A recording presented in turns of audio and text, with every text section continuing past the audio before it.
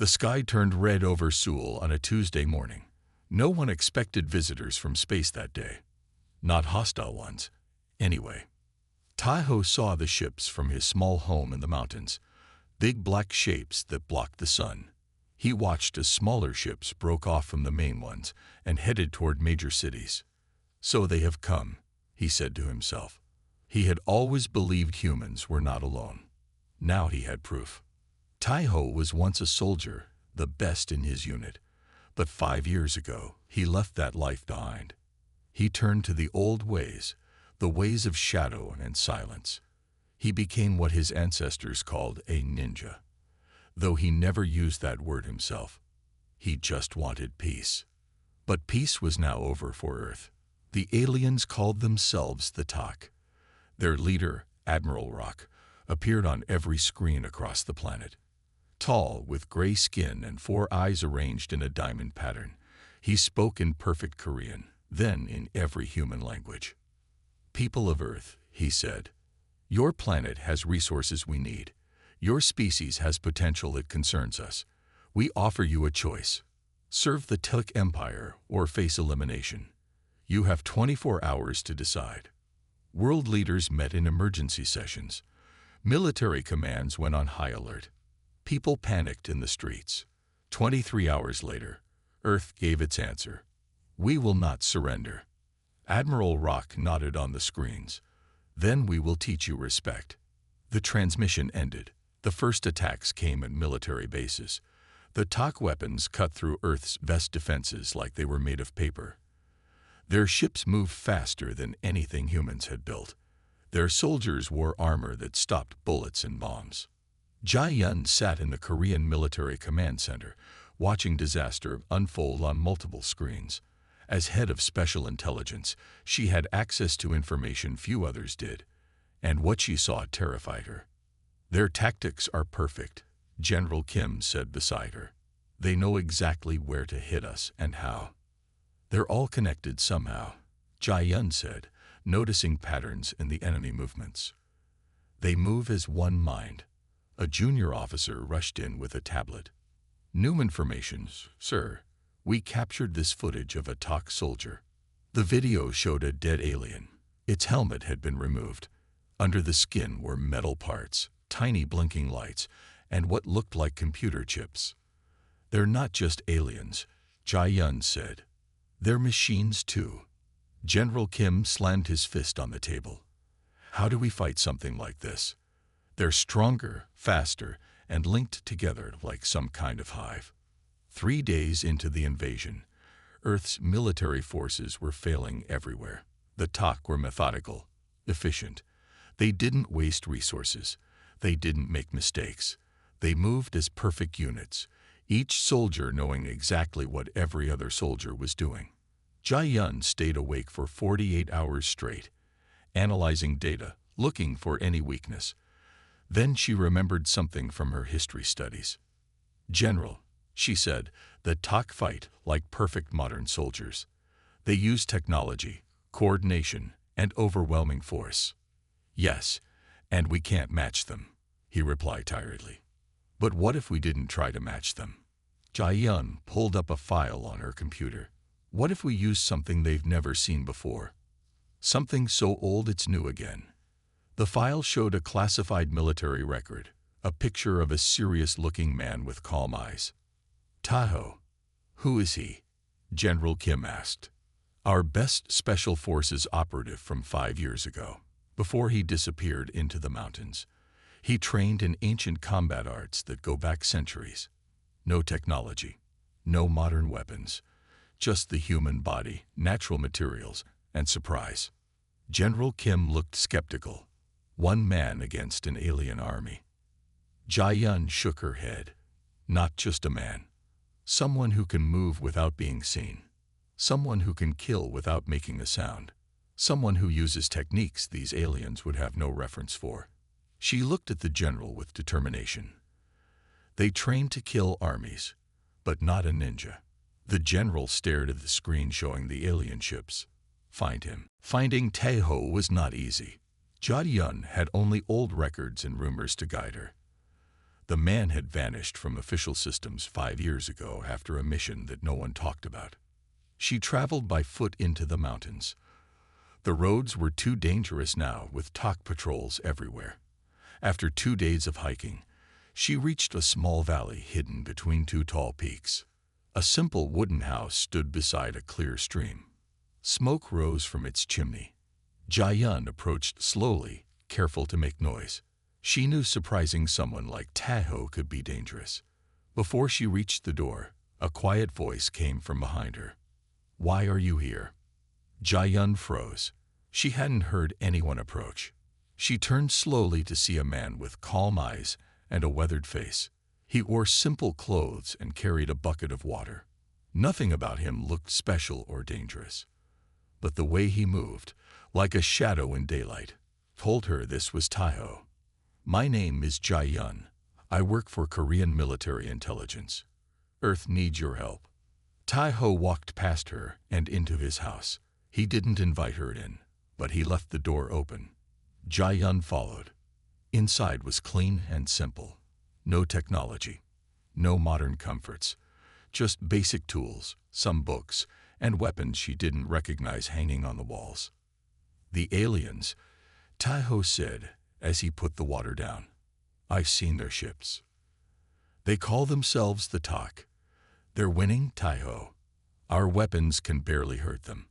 Our soldiers can't match their coordination. They're like one mind with many bodies." Taeho poured tea into 2 cups and handed one to Jia-yun.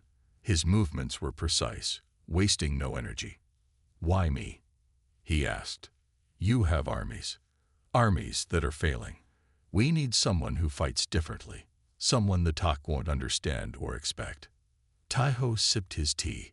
"You mean the old ways?" Jia-yun nodded eagerly. "The TOC have studied modern warfare. They know how to fight against guns and tanks and technology. But they've never faced someone like you. Someone who uses ancient methods. Someone who can move unseen and strike from nowhere. I left that life behind," Taeho said quietly. "After what happened in Pyongyang." Jia-yun knew about Pyongyang. A classified mission 5 years ago. Something went wrong. Many died. Taeho was the only one who came back. "That wasn't your fault," she said. "You weren't there." His voice was not angry, just certain. Jia-yun put down her cup. "Look, I don't know what happened there. But I know what's happening now. People are dying. Earth is losing. And you might be our only hope." Taeho walked to the window and looked out at the mountains. The world forgot the value of the old ways. They chose machines and speed over discipline and patience. Now they want the old ways back because the new ways are failing. "Yes," Jia-yun admitted. "That's exactly right. I cannot save the world alone. We don't expect you to, but you can show us how to fight them. You can help us find their weakness." Taeho turned to face her. "There is no weakness in their technology or their weapons, but there may be weakness in their thinking. They expect certain things from human fighters. I do not fight as expected." Jia-yun felt hope for the first time in days. "Will you help us?" Taeho looked at the weapons on his wall. Tools from another time.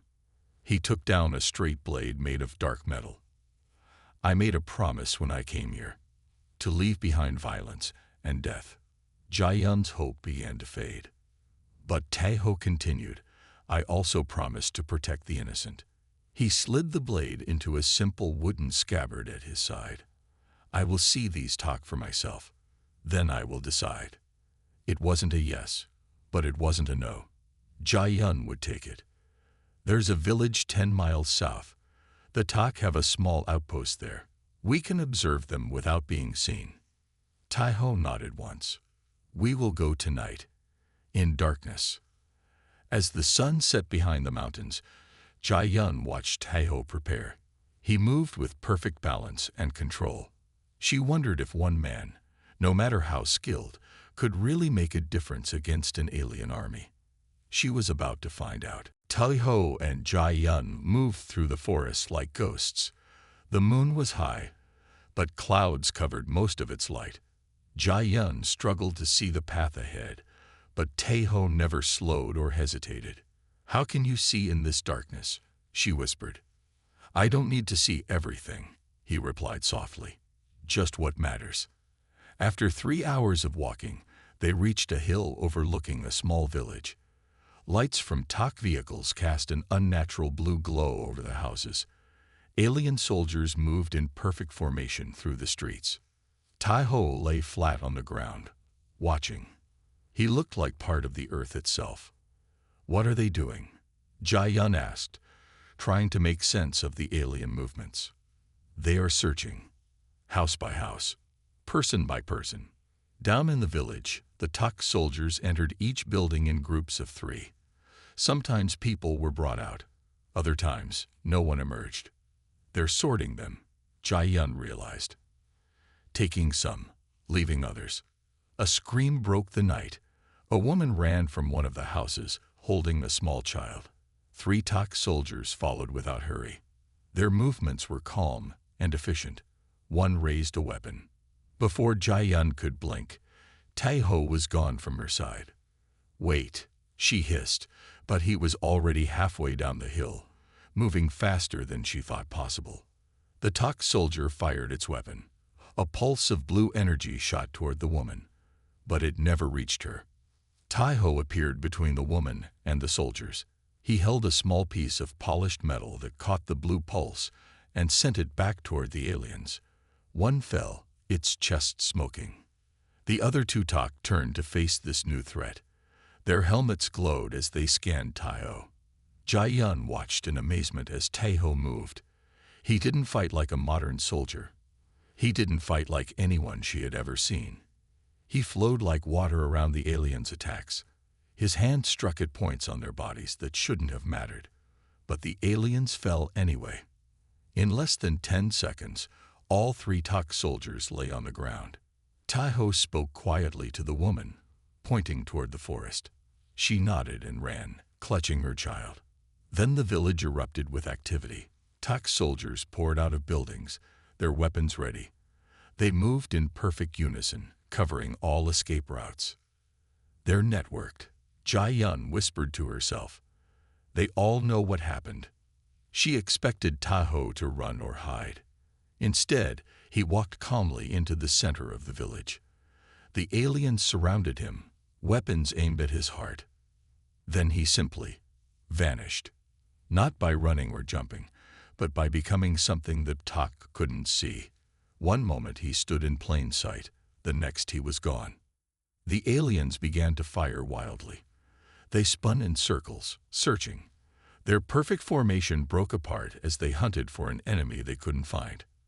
Then one alien fell, then another, each with a small wooden dart in the gap between helmet and armor.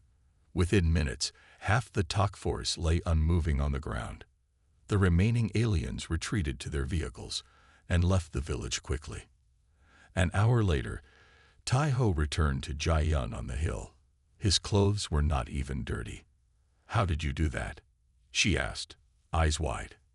"How did you disappear?" "I didn't disappear," Taeho said. "I simply became something they weren't looking for." "What do you mean?" "Their helmets search for heat, movement, metal, modern threats. I became none of those things." "You'll help us then?" Jae-yun asked hopefully. Taeho looked back at the village. People were coming out of hiding, helping each other. "The TOC are strong, but they have a weakness," he said. "They expect humans to fight like humans have fought for the past 100 years, with guns and bombs and computers." He turned to Jae-yun. "I will show them an older way of war, a way they have never seen." Jae-yun felt hope rise in her chest. "Will you come back with me to headquarters?" Taeho shook his head. "No.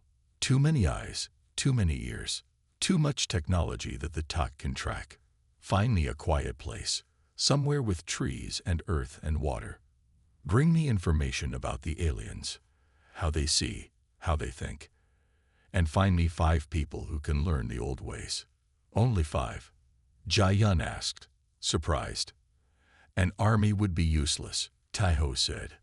"But 5 shadows can change the fate of worlds." 3 days later, Jai Yun led Tai-ho to an old temple hidden in a dense forest. The military had set up a small base there, far from TOC sensors. "This place has stood for 700 years, Tai-ho said, touching the stone walls. "It has good energy." Inside, they found a room with a table covered in TOC equipment. Parts of armor, weapons, and a broken helmet lay spread out for study. Dr. Han, a small man with thick glasses, jumped up when they entered. "You must be Tai-ho. I've heard what you did in the village. Incredible." Tai-ho nodded politely but said nothing. He moved to the table and picked up the helmet. His fingers traced its smooth surface. "The TOC are part machine," Dr. Han explained. "These implants connect all soldiers to each other and to their commanders." He pointed to tiny metal parts. "They share what they see and hear. They act as one mind." "A strength," Tai-ho said, "but also a weakness." Jai Yun brought forward 5 people, 3 men and 2 women. All wore simple clothes and stood straight with serious faces. "These are your students," she said, "all trained in special forces, all willing to learn your ways." Tai-ho looked at each one carefully. "Your names?"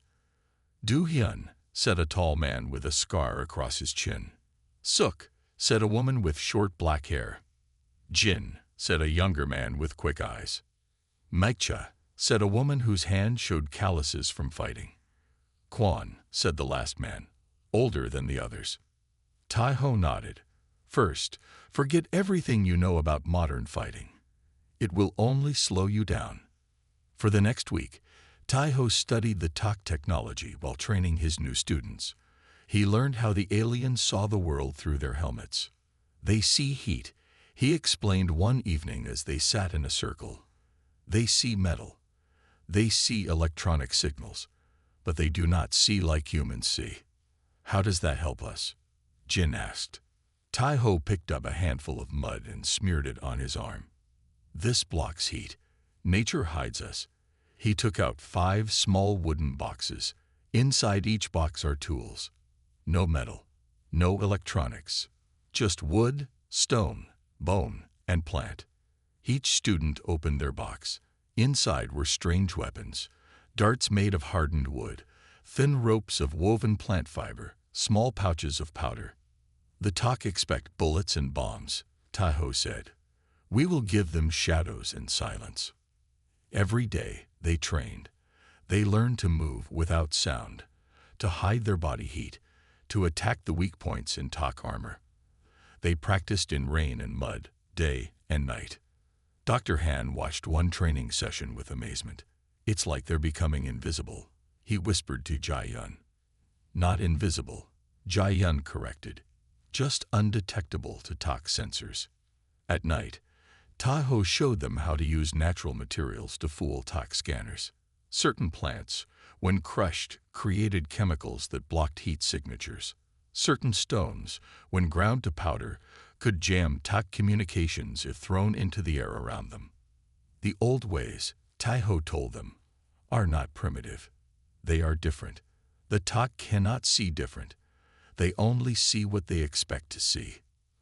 On the 7th day, a soldier ran into the temple with urgent news. "A TOC command ship has been spotted. It's landed 30 miles from here. They're setting up a major base." Tai-ho looked at his students. They had learned quickly, but were they ready? "We need more time," Jai Yun said, worried. "Time is a luxury we don't have," Tai-ho replied. He stood and faced his students. "Tonight, we will test what you have learned. Not a full attack, just a small mission to gather information. Are we ready?" Maicha asked. Tai-ho picked up his wooden box of tools. "No, but the TOC are not ready for us either." As darkness fell, 6 shadows slipped out of the temple and into the forest. They carried no guns, no radios, no modern equipment, just ancient tools and new knowledge. The first real test was about to begin. The night was cloudy and dark as Tai-ho led his 5 students through the forest. They moved like water, silent, flowing around obstacles, leaving no trace. Each person had covered their skin with mud mixed with special plants that blocked heat. Their clothes were made of natural fibers that did not reflect light. From a hill, they could see the TOC outpost. It glowed with blue and green lights. Tall metal towers sent signals to the ships above.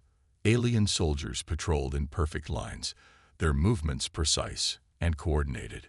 "Look how they move," Tai-Ho whispered. "Always in straight lines, always at the same speed. They think in patterns." "And we don't?" asked Jin. "We will be chaos," Tai-Ho replied. "Water against stone, wind against walls." He pointed to a small building at the edge of the outpost. "That is our target. Their communication center. We need to learn how they talk to each other." Do-hyun looked worried. "The whole place is guarded. How do we get in?" Tai-Ho picked up a handful of dirt and let it fall through his fingers. "We go under." For an hour, they watched the guards. Every TOC soldier followed the same path, at the same speed, stopping at the same spots to look around. Their pattern never changed. "Now," Tai-Ho said finally, "follow me exactly." He slid down the hill on his stomach, moving between patches of shadow. The others followed. When they reached the edge of the forest, Tai-Ho stopped and pulled something from his pouch, a paste made from mud and crushed leaves. "Cover your faces completely," he instructed, "even your eyes and mouth. Breathe through your nose only." Once they were all covered, he led them across open ground, but not by running. Instead, they moved on their stomachs, pressing into the earth, advancing only when TOC guards looked away. It took 30 minutes to cross 200 yards. Finally, they reached the fence around the outpost. Metal poles hummed with electricity. Tai-Ho pulled out a small bag of powder, crushed minerals from the mountains. He sprinkled it on the ground in a line, then poured water from a wooden container over it. The mixture bubbled and smoked as it touched the soil. "Dig," he whispered, "quickly." They all scooped at the softened earth. In minutes, they had a hole deep enough to slide under the fence. One by one, they slipped through. Inside the perimeter, they pressed themselves against the wall of a building. A TOC patrol walked past, just feet away. The aliens looked straight ahead, their helmet sensors sweeping the area. But they did not see the 6 humans covered in mud, holding their breath, becoming part of the wall itself. When the patrol passed, Tai-Ho pointed to a path between buildings that led to their target. They moved in short bursts, freezing whenever a guard approached. At the communication building, they found a door guarded by 2 TOC soldiers. Tai-Ho reached into his pouch and pulled out 2 small darts made of hardened wood. He handed one to Suk, who had the best aim of the group. On his signal, they both threw their darts at the same time. Each hit a small gap in the alien's armor, between helmet and shoulder. The guards fell without a sound. Kwon, who had studied TOC technology, examined the door lock. It required a TOC hand to open. They dragged one of the unconscious guards to the door and pressed its hand against the panel. The door slid open. Inside, screens filled with alien symbols covered the walls. Strange machines hummed and blinked. "We have 5 minutes," Tai-Ho said, "before the next patrol." Mai-cha pulled out a small pouch of fine powder, ground crystals, that could record information when exposed to light. She carefully dusted it over the main control panel, capturing images of the TOC symbols and controls. Jin found a small device connected to many wires. "This looks important," he whispered. Tai-Ho nodded. "Take it." Suddenly, alarms blared. Red lights flashed. Something triggered their system, Do-hyun said, looking nervous. Tai-Ho remained calm. "Time to leave, but not the way we came in." He pointed up. The TOC always look forward, never up. On the ceiling were ventilation shafts. They quickly climbed into them just as the door burst open and armed TOC soldiers rushed in. The humans crawled through the dark shafts as chaos erupted below. They had what they came for. And their first mission was almost complete. Almost. Admiral Rock stood on the bridge of his command ship, Four eyes narrowed in anger. The reports from the ground outpost made no sense. Something had happened, but no one could explain what. "Show me again," he ordered. A screen lit up with security footage from the communication center. The room was empty. Then two guards fell with no visible cause. The door opened on its own. Then nothing for 3 minutes. Finally, alarms went off and soldiers rushed in. But they found nothing except missing equipment. "This is impossible," said Commander Vex. "Our sensors detect all human weapons, all technology, all threats. Yet someone was there," Rock said coldly. "Someone we could not see." Back at the temple, Tai-Ho and his team studied the device they had taken. Dr. Han connected it to his computer with great care. "Amazing," the scientist said. "This contains their entire communication system, how they talk to each other, to their ships, to their homeworld." Jai-Yun looked pleased. "Can we use it against them?" "Not yet," Dr. Han admitted. "But I'm learning. Their whole military is connected in a network. Each soldier knows what all soldiers know. They share everything." Tai-Ho nodded. "That is why they are so powerful together. But alone," he paused. "Alone, they are weak." The team rested that day, proud of their success. But Tai-Ho pushed them harder in training the next morning. "The Tak will adapt," he warned. "They will look for us now. We must become even more invisible." He taught them to walk on ropes above the ground, leaving no footprints. He showed them how to use the wind to carry their scent away from Tak sensors. Every day, they became more ghost than human. 3 days later, a scout returned to the temple with urgent news. "The Tak are attacking a major city," he reported. "They have new soldiers, different ones." Jai-Yun brought up satellite images on a screen. The new Tak forces wore red armor instead of black. They moved differently, watching all directions, even looking up. "They've changed their tactics," she said with worry. "They're looking for us." Tai-Ho studied the images. Admiral Rock is smart. He knows something new fights against him, something his soldiers weren't trained for. "What do we do?" Maicha asked. "If they expect us now, our advantage is gone." "No," Tai-Ho said. "They expect something, but they still don't know what. They are trying to see the wind." That night, the team prepared for a bigger mission. The city of Daegu was under attack, with thousands of people trapped. The red-armored Tak hunters searched everywhere, breaking their perfect patterns, becoming unpredictable. "This is too dangerous," Jai-Yun argued. "We should wait." But Tai-Ho shook his head. "People are dying. We must act." They traveled by night, reaching Daegu before dawn. The city burned in places. Tak ships hovered overhead, their lights scanning streets and buildings. From a tall building, Tai-Ho watched the red-armored hunters. They moved in groups of 3, weapons ready, heads turning in all directions. "They learned quickly," Du-Hyun said. "So must we," Tai-Ho replied. He gathered the team around him. "We cannot fight them all, but we can free the trapped people.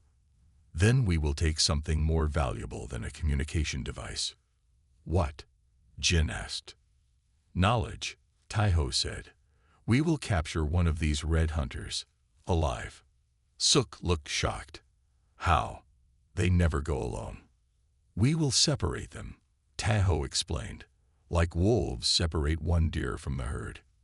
As the sun rose, they split into 3 groups. Kwon and Maicha would cause a distraction.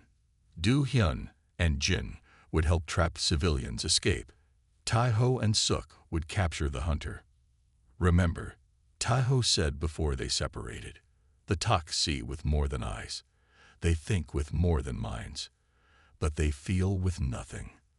They have forgotten fear. We will remind them." The mission began as the first light hit the broken city. And somewhere above, Admiral Rock watched through 1,000 eyes, hunting for the invisible enemy that had begun to haunt his dreams. Smoke filled the streets of Daegu as Kwon and Maicha set off their distraction. They used no explosives, no guns, just clay pots filled with special mixtures of minerals and plants that created thick, colored smoke when broken. The smoke blocked TOC sensors and created confusion. The red armored hunters rushed toward the smoke. As planned, one group of 3 split from the others, taking a side street to circle around the disturbance.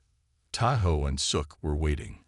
They crouched on a low roof, covered in mud and leaves, invisible to the hunters below. The middle one, Tahoe whispered, "When I signal." The 3 hunters moved in a triangle formation, weapons ready. They checked every shadow, every doorway, but they never looked at the mud-covered drain pipe running down the wall. Tahoe slid down it without a sound, landing behind the hunters.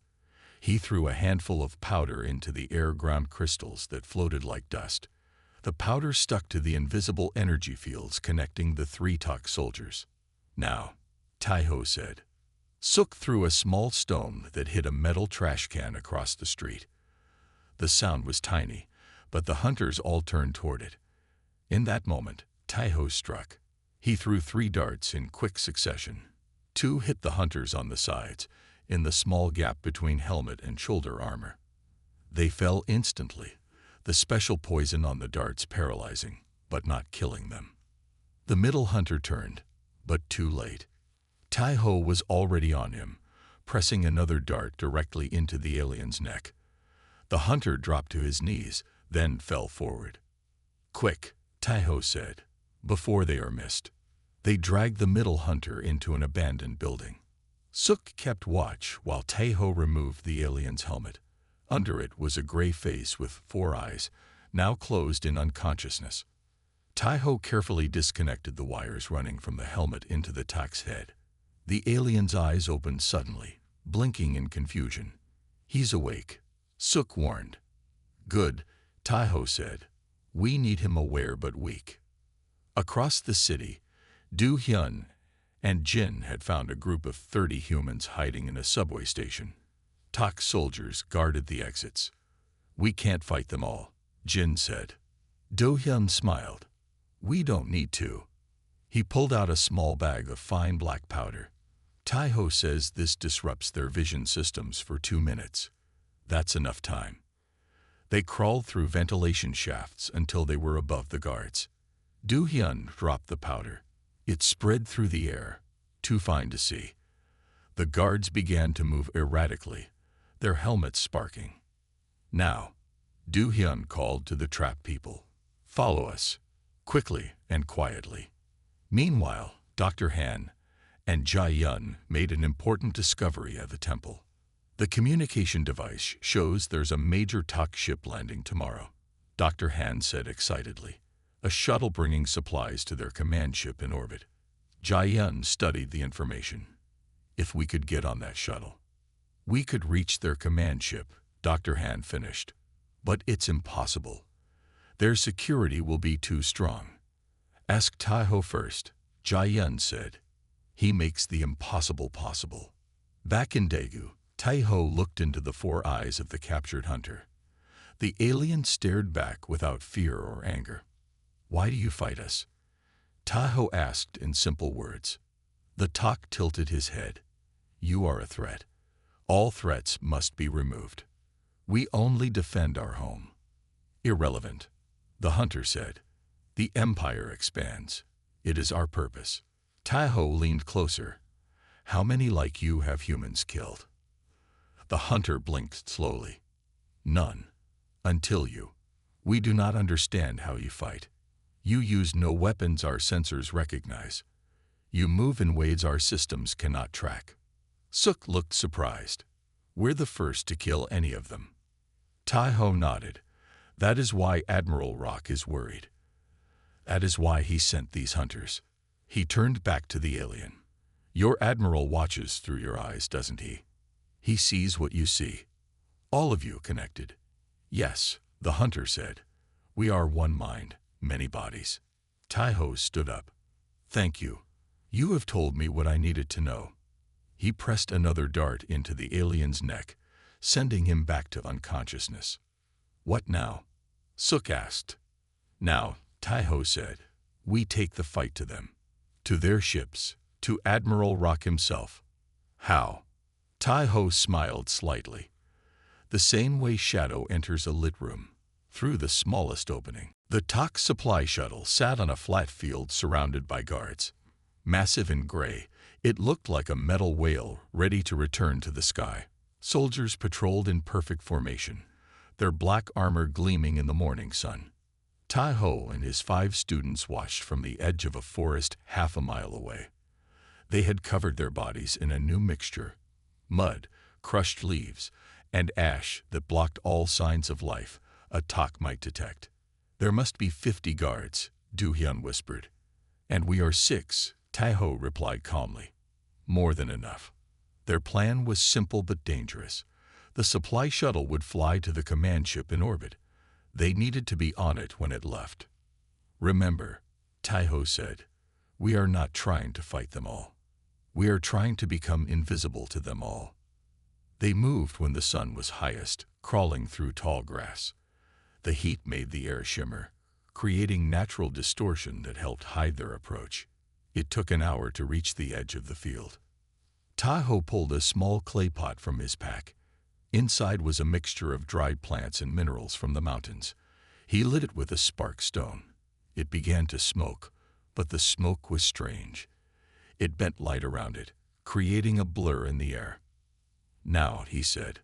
They split into 3 groups and approached the shuttle from different directions. Each group carried a smoking pot. The smoke didn't block vision completely, but it confused the eye and, more importantly, confused TOC sensors. The guards noticed the smoke but couldn't determine what caused it. Their helmets showed nothing. No heat, no movement, no metal, just strangely moving air. While the guards were distracted, Tai-ho's team reached the shuttle. The loading door stood open as supplies were being carried inside. They slipped between boxes and crates, finding hiding spots among the cargo. Suk and Kwon hid in empty food containers. Jin and Mai-cha wrapped themselves in packing materials. Do-hyun squeezed into a ventilation shaft. Tai-ho simply pressed himself into a corner, becoming one with the shadows. An hour later, the shuttle doors closed. Engines rumbled. The ship rose into the sky. No one had seen them. No one knew they were there. The shuttle docked with the massive command ship 3 hours later. TOC workers began to unload supplies. Among them, 6 shadows slipped out and disappeared into the depths of the ship. On the bridge, Admiral Rock felt uneasy. Something was wrong, but he didn't know what. Reports from Earth showed more inexplicable failures. Communication systems stopped working. Scouts disappeared, and no one could explain how. Admiral, a junior officer called. We've lost contact with Level 3, Section 9. Rock frowned. Inside our own ship. Check the systems. Systems show normal, sir, but no one is responding. Deep in the ship, Tai-ho and his team moved silently through dark corridors. They had separated again, each with a different task. Kwon reached the engine room first. Using knowledge from the captured hunter, he placed small packets of special minerals at key points, not to destroy, but to disrupt. Jin found the life support systems. He adjusted controls slightly, not enough to harm anyone, but enough to make the air slightly thinner, slightly warmer. Small changes that would slowly affect TOC soldiers' thinking. Mai-cha and Suk reached the weapon control center. They used more of the light-bending smoke to create confusion. While TOC technicians looked for the source, the women changed targeting systems by tiny amounts. Do-hyun made his way to the food storage. He added harmless but disorienting herbs to the water supply. And Tai-ho, he moved toward the bridge, toward Admiral Rock himself.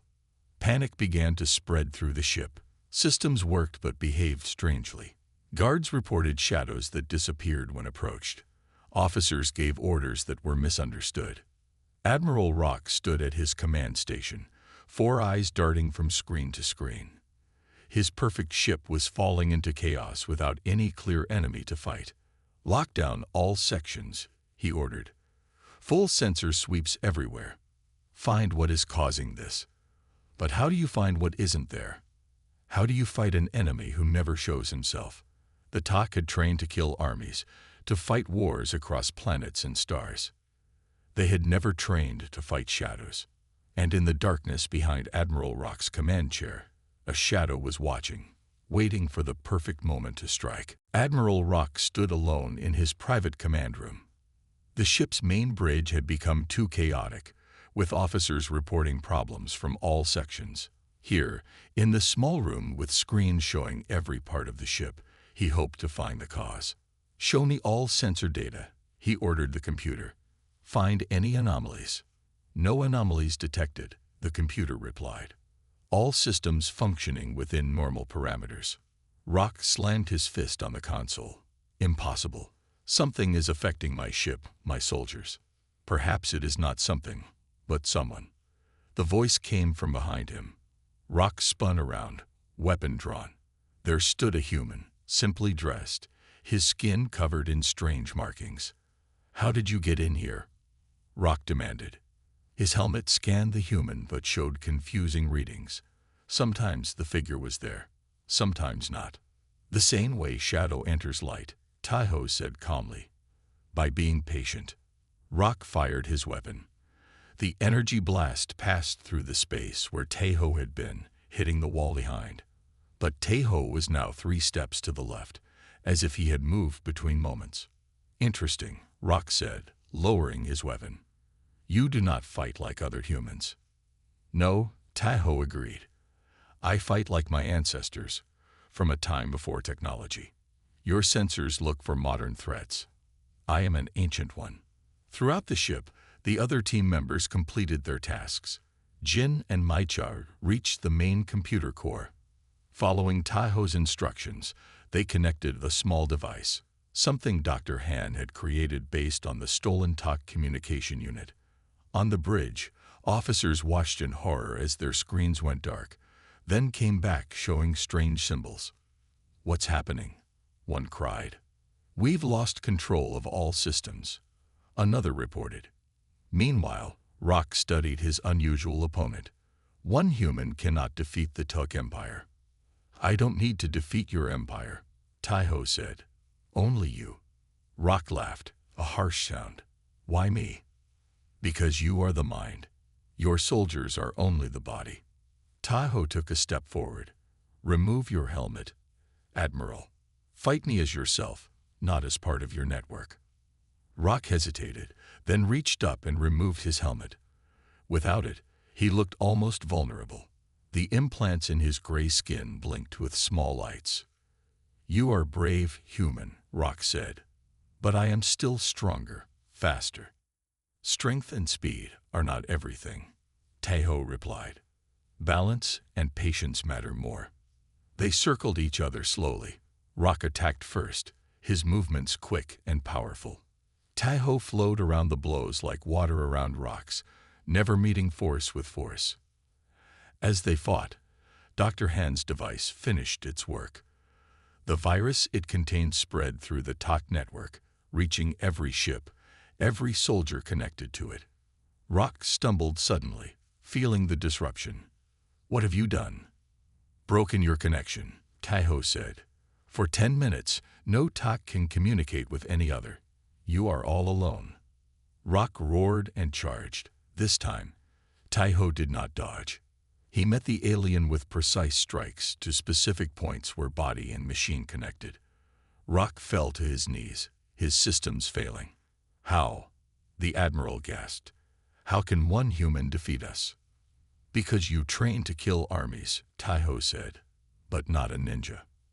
On Earth, the effect was immediate. Tak soldiers froze in confusion. Their perfect coordination vanished. Earth's military forces, waiting for this moment, launched attacks against the suddenly vulnerable invaders. Taiho stood over the defeated admiral. "You will leave our world now. Tell your empire that Earth is not for taking." "They will send others," Rock warned. "And we will be ready," Taiho replied. "Not with bigger weapons or better technology, but with the old ways that your sensors cannot see, your computers cannot predict." 3 days later, Tai-ho watched from a hillside as the last Tak ships left Earth's atmosphere. Jia-yun stood beside him. "You did it," she said. "You saved us all." Tai-ho shook his head. "No, we remembered what was forgotten.